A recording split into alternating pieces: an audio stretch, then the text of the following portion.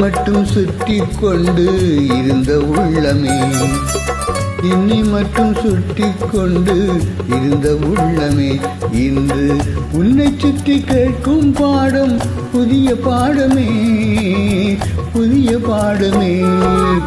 படிக்க வேண்டும் புதிய பாடம் வாத்தியாரம்மா, பழைய பாடம் தேவையில்லை வாத்தியாரையா. படிக்க வேண்டும் புதிய பாடம் வாத்தியாரம்மா.